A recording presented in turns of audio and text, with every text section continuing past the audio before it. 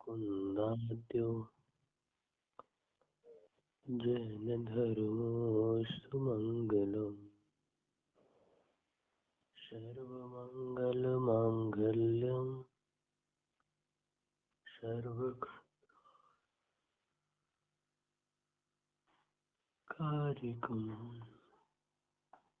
प्रधानं सर्वधर्माणां जैनं जयतु शासनम्। जैनं जयतु शासनम्।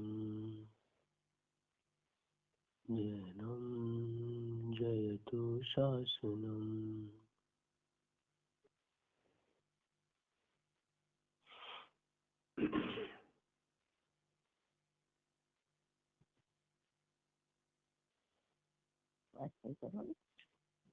चर्चा चल रही थी समय दर्शन के स्थितिकरण अंग पर।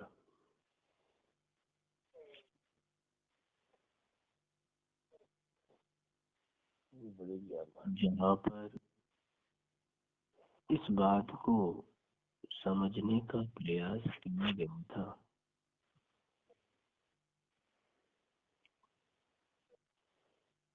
कि जिस प्रकार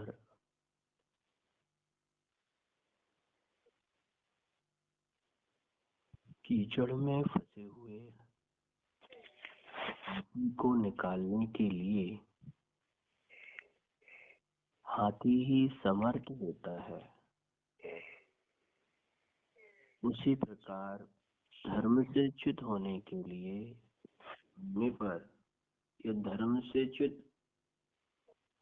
किए गए जीव को स्थिर करने के लिए धर्म वात्सल्य ही समर्थ होता है। कहते हैं कि जीवन में स्थितिकरण या स्थिर करना वही जीव कर सकता है जिसके अंतरंग में उपकार, हितकारी आदि धर्म।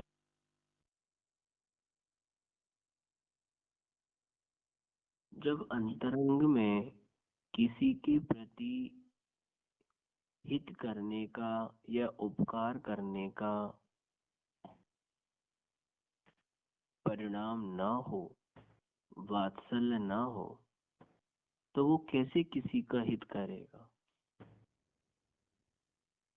कैसे उपकार करेगा। धर्मात्मा जीवन के द्वारा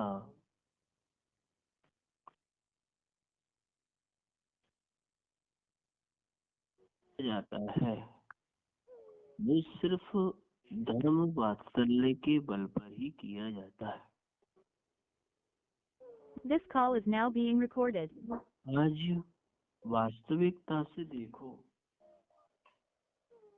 तो जो जीव श्रद्धान व चारित्र से च्युत हो चुके हैं या हो रहे हैं, या जो भविष्य में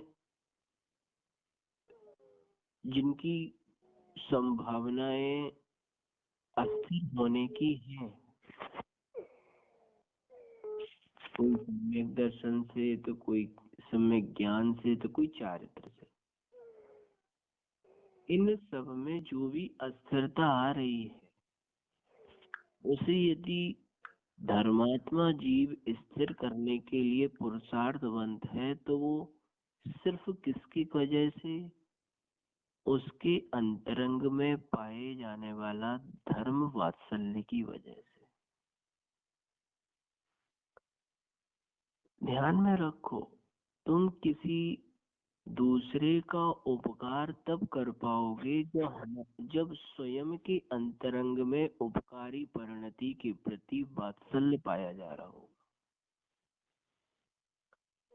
ये विचार करना,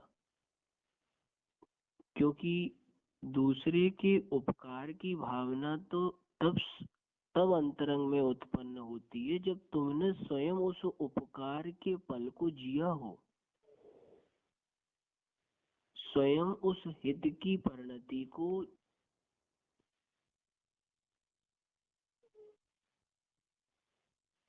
तब तक नहीं चलेगी, क्योंकि दूसरे के प्रति जो उपकारी This call is now being recorded.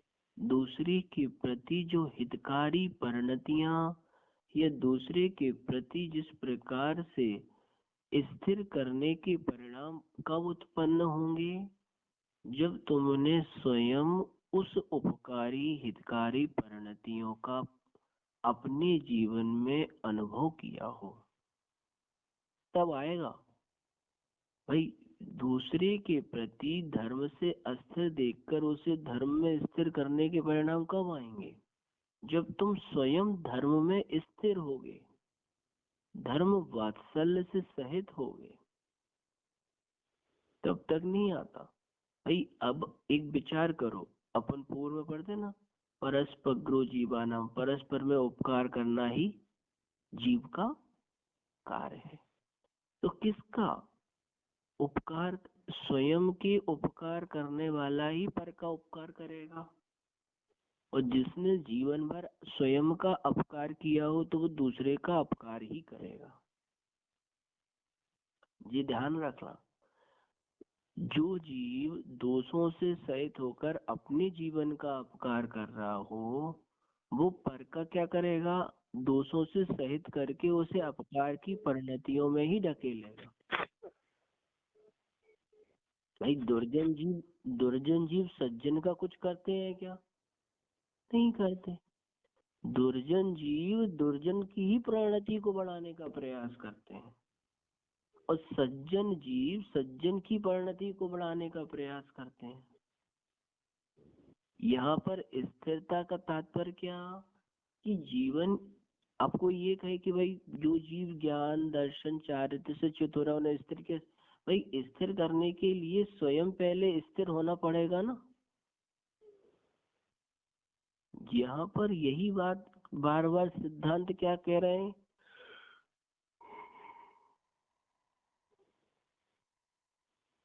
कि जिनके अंतरंग में धर्मात्माओं के प्रति जब स्वयं ही अंतरंग में उस जाति का वात्सल्य पाया जाता है, तब वो दूसरे के प्रति हितकारी या उपकारी परिणति के प्रति विचार करते हैं। अपने अंतरंग में ये बात सोचो कि हम अपने जीवन में उपकारी परिणतियों का संस्कार कितना कर रहे हैं। विचार करके देखो, यदि कोई तुम्हारे सामने, तुम भी धर्म मार्ग पे आगे बढ़ रहे हो और दूसरा भी धर्म मार्ग पे आगे बढ़ रहा हो, जब वो धर्म मार्ग में डिगने का प्रयास करता है तो तुम्हारे अंतरंग में क्या परिणाम आते हैं, कभी विचार किया? उसको स्थिर करने के परिणाम आते हैं, कि उसे देखकर ये परिणाम आते चलो बढ़िया ये नीचे गिर गया मैं तो आगे बढ़ रहा हूँ। अब ये ध्यान रखना, जिस दिन तुम्हें ऐसा महसूस हो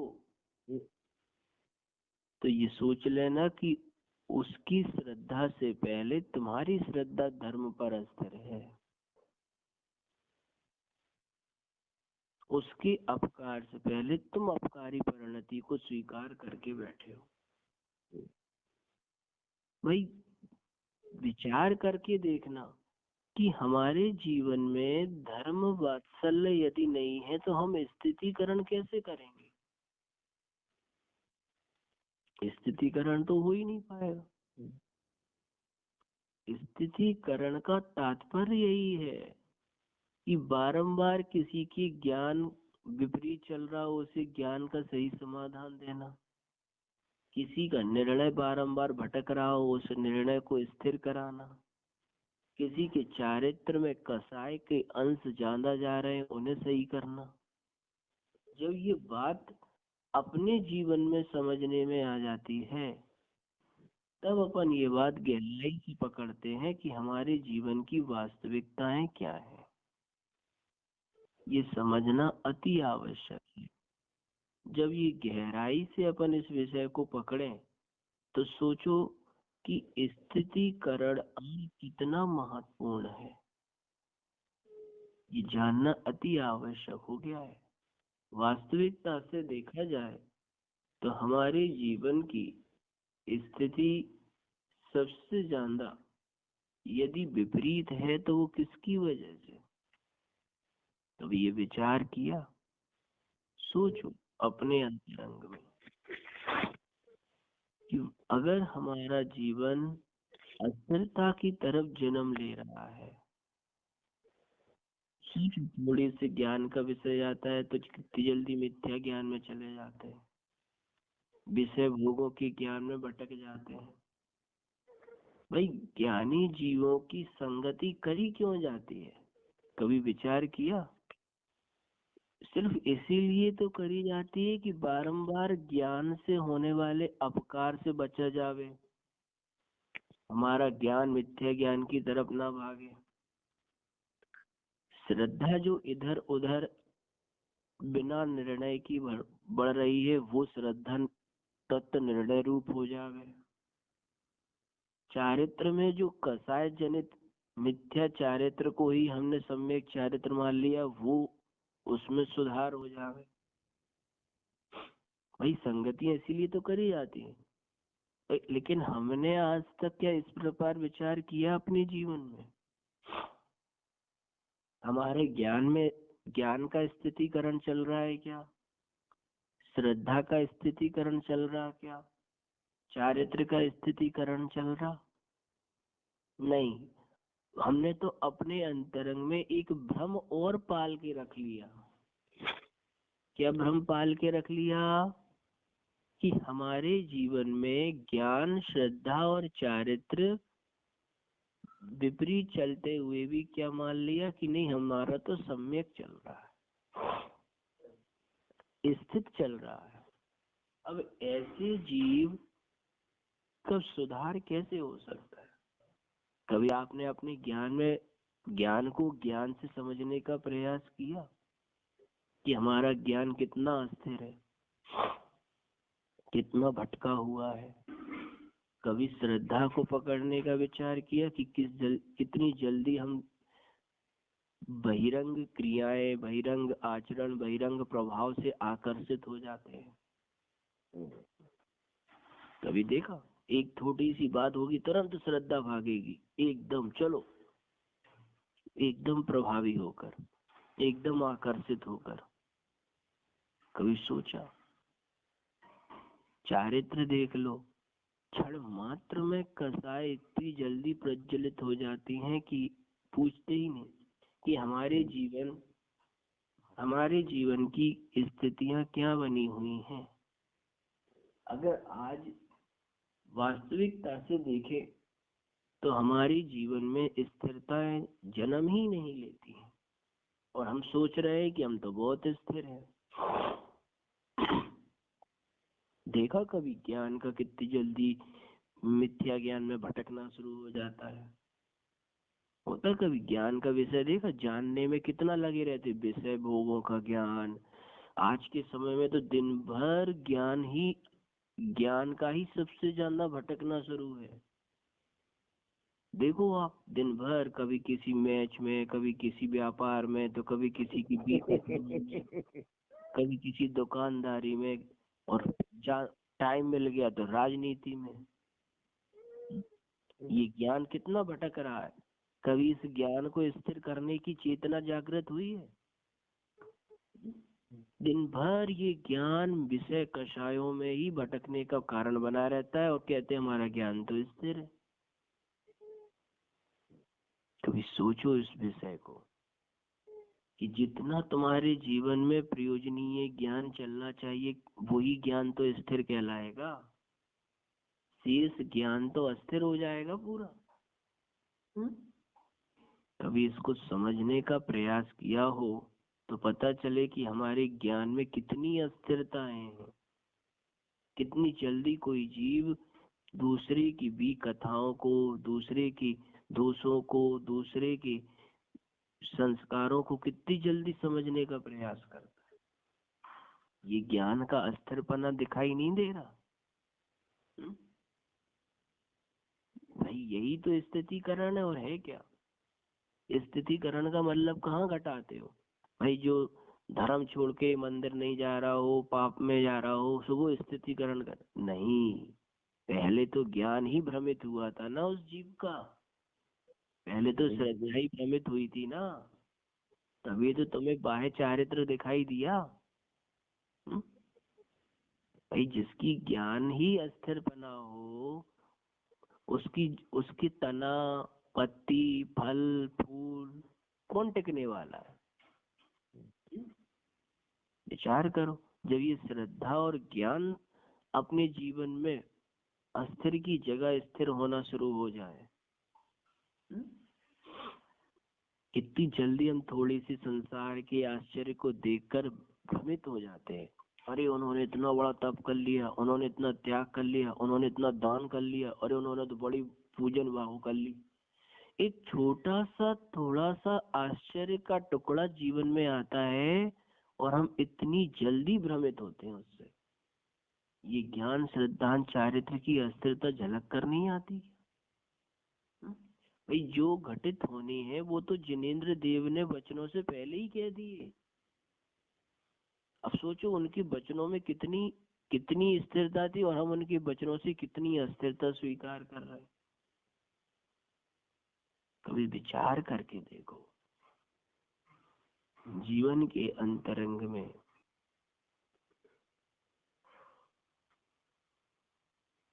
ध्यान में रखो। स्थितिकरण का तात्पर्य अकेला ये नहीं होता कि कोई बाह्य चारित्र को छोड़कर पापाचरण में लिप्त हो जाए, बल्कि मूल तत्व क्या देखा जाता है कि ज्ञान और श्रद्धान की कितनी अलिप्तता है और कितनी लिप्तता है, इसमें कितनी स्थिरता है और कितनी अस्थिरता है, ये जानना जरूरी है।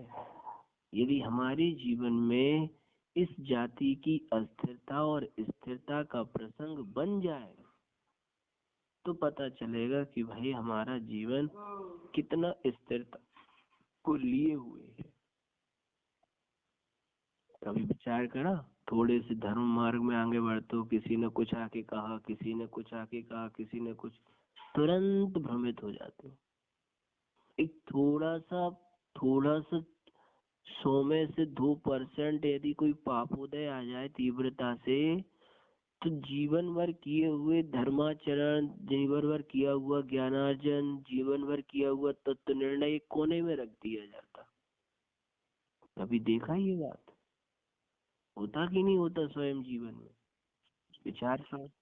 अब ये हम क्या सोच रहे हैं, हम तो स्थित हैं धर्म में, लेकिन यहाँ तो एक छोटे से थोड़ा सा पापोदय आया, असाता का आया, मोहिनी कर्म का आया, अंतराय का आया, ज्ञान, श्रद्धा, चारित्र सब भटक गए। ये स्थितिकरण कहाँ है? ये स्थितिकरण यही तो करना है ज्ञान श्रद्धान में। चारित्र तो ज्ञान और श्रद्धा और चारित्र तो ज्ञान और श्रद्धा का अनुगामी होता है। जहाँ जहाँ ज्ञान श्रद्धा जाएगी वहाँ चारित्र पीछे पीछे भागेगा। कभी विचार करके देखो कि हमें किसको स्थिर करना है, व्यक्ति को कि व्यक्ति के अंतरंग में पाए जाने वाले व्यक्तित्व को?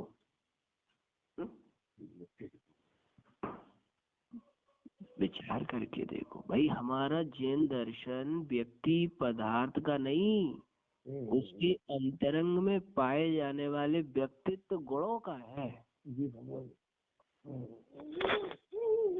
महत्ता गुणीजन की नहीं है, महत्ता उनके अंतरंग में पाए जाने वाले गुणों की है। भाई आचार्य देव वंदे तदगुण लब्धे क्यों कहते हैं? इसीलिए तो कहते हैं कि भैया तुम्हें वंदे नाम इसीलिए दिए जा रहा है कि तुम गुणों की प्राप्तियां करो। कभी विचार करके देखो ना कि हमारा जीवन स्वयं के जीवन के लिए उपकारी परिणतियां स्वीकार क्यों नहीं कर रहा। ध्यान में रखो,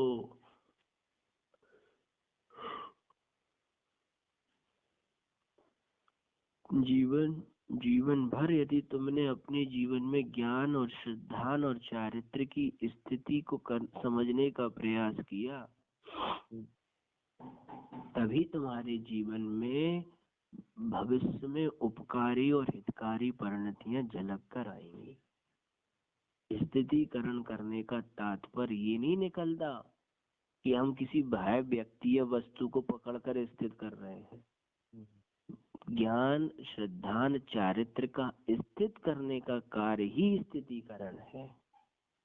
ये ध्यान में रखना। हमारे जीवन की वास्तविकता क्या प्रकट हो रही कि हम अपने जीवन को ये बात समझें गहराई से कि हमारा जीवन कितना अस्थिरता को लिए हुए है। हम विचार क्या कर रहे हैं, धर्म मार्ग से भटके हुए जीव को स्थिर करना है। अरे पहले धर्म मार्ग में से भटके हुए ज्ञान श्रद्धा चारित्र को स्थिर करोगे कि नहीं करोगे? स्थित करने के लिए व्यक्ति पदार्थ की आवश्यकता नहीं, ज्ञान श्रद्धा और चारित्र के सम्यक पने की आवश्यकता है, जो आज हमारे जीवन में दिखाई नहीं देता। विचार करो, थोड़ा सा अंतरंग में विषय भोगों का ज्ञान हुआ, विषय भोग रूप मन कर गए। भाई ये ज्ञान ही तो है जो श्रद्धा रूप से उस चीज को भटकाने में लगी हुई है। तुम्हें अपनी जीवन में स्वयं उपकारी परिणतियों के प्रति लगाव उत्पन्न नहीं हो रहा। हमेशा अपकारी परिणतियों के प्रति ही लगे रहते हैं, और फिर जब अपकार होता है तब कहते हैं कि ये अपकार क्यों हो रहा है। कभी सोचो उस विषय पर कि उपकारी परिणतियों के प्रति लगाव होने पर क्या कार्य बनता है।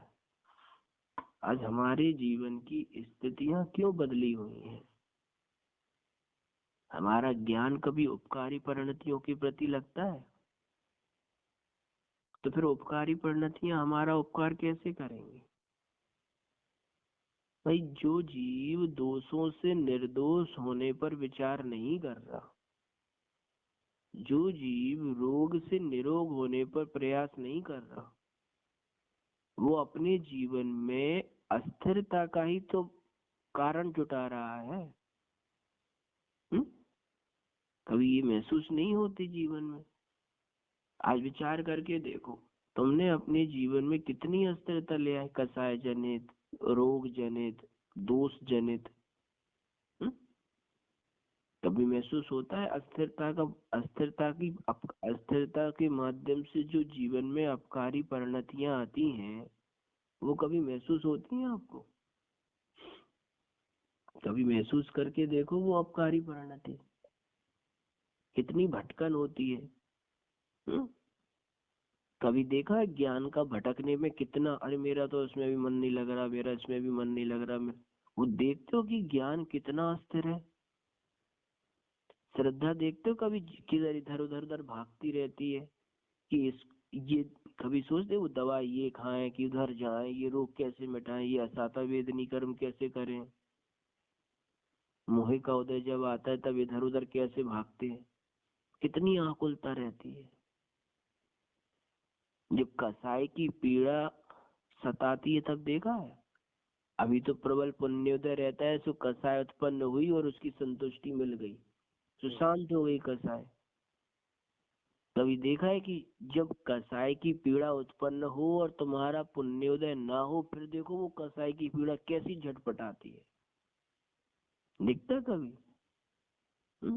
हमें किसी के प्रति राग आया और वो राग पुण्योदय से संतुष्ट हो गया, अब देखो कुछ फर्क पड़ा? और मान लो हमें किसी के प्रति राग आया अनुकूल सामग्री के लिए और पुण्योदय ना हो, तो अब वो पुण्योदय नहीं हो तो वो जो राग है, वो राग का जो राग का जो पीड़ा है वो कितनी झटपटाती है। हमें किसी के प्रति द्वेष संबंधी क्रोध आया और हमने सामने वाले को सुना ली, भाई तुम्हारा पुण्योदय था, तुमने सुना ली, क्या हो गई साहब, कसाई संतुष्ट हो गई, कोई परत मत। अब अंतरंग में क्रोध हो, द्वेष, कसाई आ रही हो और सामने वाले को हम सुना नहीं सकते, फिर देखो वो कैसी झटपटाहट होती है अंदर। कभी देखा ये चारित्र की अस्थिरता? विचार करके देखो भाई, मोक्ष मार्ग पर चलने के लिए ये कारण तो तुमने और हमने ढूंढ लिए कि हम गृहस्थ हैं, हमें व्यापार करना है, हमें ये करना है, हम घर में रहते हैं। भाई ये सारे कार्य हमारे पूर्वाचार्यों ने गृहस्थ अवस्था में ही करे हैं, कहीं अलग से नहीं करे। प्रति समय उन्होंने अपने ज्ञान, श्रद्धा, चारित्र को निर्दोष बनाने का प्रयास किया, चाहे वो सदग्रस्त रहे हो या सदग्रस्त ना रहे हो। यहाँ पे मूल बात यही है। अब जिस जीव को स्वयं दोषों से निर्दोष होने पर ही विचार ना चले, तो वो ये सब का विचार क्यों करेगा? हमें तो रोगी रहने में ही आनंद आ रहा है, हमें निरोगी का सुख चाहिए ही ना हो तो। कभी अंदर में झटपटाहट होती है, अपने अंतरंग में बेचैनी होती है कि ये रोग कब अभाव को प्राप्त होगा, ये दोष, ये अपकारी परिणति कब अभाव को प्राप्त होगी? क्योंकि पुण्योदय उस रोग की झटपटाहट को उत्पन्न ही नहीं होने देता। ये विचार करना बहुत जरूरी है। कहने का तात्पर्य, स्थितिकरण अंग हमें इस बात को समझाने का प्रयास करता है कि जिन जीवों के अंतरंग में स्वयं ही उपकारी परिणतियों का जन्म ले लेते हैं, वही जीव पर के उपकार में आगे बढ़ने के अभ्यासी बनते हैं। और जो स्वयं ही उपकार ना कर पाए तो वो पर के उपकार में कैसे भागीदार होंगे? भाई विचार करके देखो, जिसके जीवन में जो स्वयं स्थिति स्थिर होके खड़ा हुआ है, स्थिर कारणों को पकड़े हुए है, वही जीव दूसरे को स्थिर कर पाएगा। जिसके अंतरंग में स्वयं स्थितिकरण ना हो, वो किसी दूसरे की स्थितिकरण की व्यवस्था कैसे बना सकता है? जो स्वयं उपकारी परिणतियों का फल भोग रहा हो, वही जीव दूसरे के जीवन में अपकारी परिणतियों का अभाव करके उपकारी परिणतियों को दिलाने में समर्थ है। और जिसके स्वयं ही अपकारी परिणतियां चल रही हैं, वो किसी दूसरे का उपकार कैसे कर पाएगा? कहने का तात्पर्य कि हमें अपने जीवन में इस बात को समझने की जरूरत है कि हम अपने जीवन में उपकारी परिणतियों को कितना स्वीकार करते हैं, कितना नहीं। हमारे जीवन में उपकारी परिणतियों को स्वीकार करने पर सिर्फ एक विचार करना कि हमें प्रयोजनभूत ज्ञान, श्रद्धा, चारित्र का अवलंबन लेना है। प्रयोजनभूत का तात्पर्य क्या? भाई प्रयोजनभूत विषय भोगों का ज्ञान, प्रयोजनभूत उसके प्रति श्रद्धा का विषय, प्रयोजनभूत उसके चारित्र का विषय। भाई आपके जीवन में हम एक बात विचार करो, यदि तुम जो भोजन करते हो, यदि वो भोजन तुम प्रयोजन को ना रखकर आप प्रयोजन करो, तो तुम्हारा दिन प्रतिदिन पेट खराब रहने वाला है। सोचो, होता कि नहीं? शरीर की बॉडी बिगड़ती क्यों है? शरीर में होने वाले सप्त धातुओं का बैलेंस क्यों बिगड़ता है? क्योंकि तुम उसमें प्रयोजनभूत ध्यान ही नहीं रखते। जितना तुम उसको प्रयोजनभूत समझकर ध्यान रखोगे, बॉडी आपकी हमेशा स्वस्थ बनी रहेगी। ये ध्यान रख लेना। तो उसके पीछे कारण सिर्फ एक ही है,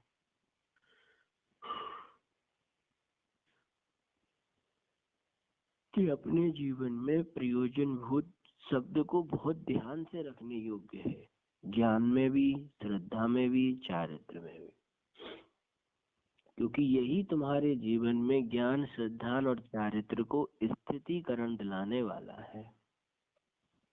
अब आगे वात्सल्य अंग की चर्चा करते हैं। स्वयुत्थान प्रति सद्भाव सनाथा पैतकैत्वा प्रतिपत्तिर्यथा योग्यं वात्सल्यमविलभ्यते।